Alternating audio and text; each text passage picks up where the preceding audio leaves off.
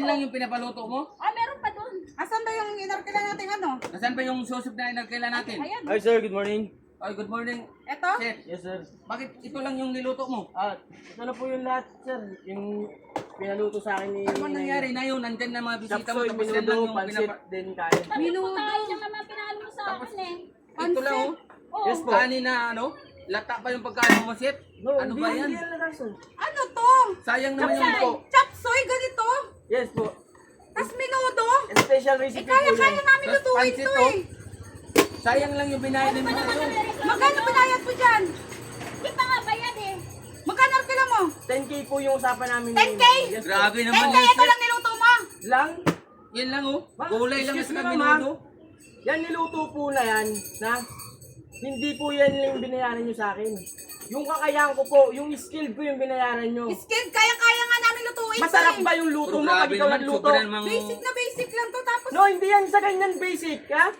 Pinag-aralan ko ng 4 na taon niya para makuha yung ganyang recipe. Wow, Hindi 4 mo na taon? pwede niya lang tulad Grabe yung naman, luto sir. mo sa Ang mahal luto pa ko. ng singil mo, tapos ganyan lang Ma'am, gagawin bayaran mo. niyo na po ako na makalis ako. ano to mga, ito ipapakain natin sa mga ano, classmate namin dati. Samantalang kaya ni nanay gawin niyang ginawa mo, ini-expect pa naman ng masasarap ang gagawin mo. Special Ano din lang. special dito? Special recipe po ng Ito, restaurant namin kwek-kwek. yan.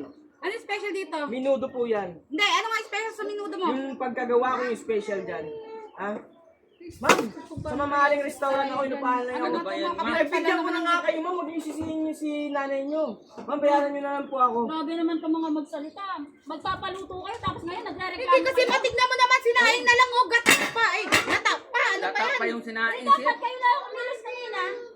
Kaya sa mga bisita natin na yun. Hindi sana hindi ka na kumuha ng ano.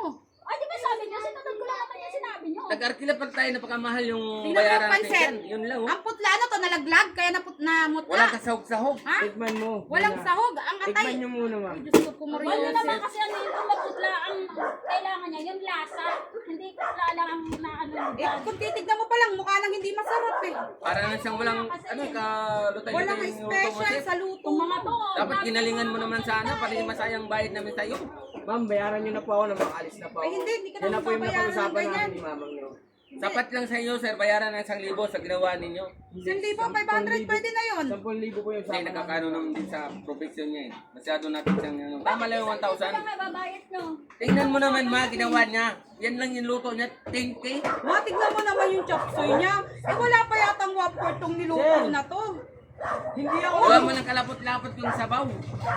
hindi ako nag-duty sa restaurant namin para mapagsilbihan ko, ma'am. Tapos gaganyanin niyo ako. Oo nga, Grabe. kaya nga. Bayaran niyo ako ng maayos. Tignan mo yung Tingnan mo chopsoy niluto mo. mo sa Wala tignan man mo. lamang popsicles. Tikman mo, ma'am. Ha? Wala mo lang palapot na ilagay. Diretso mo na Yan.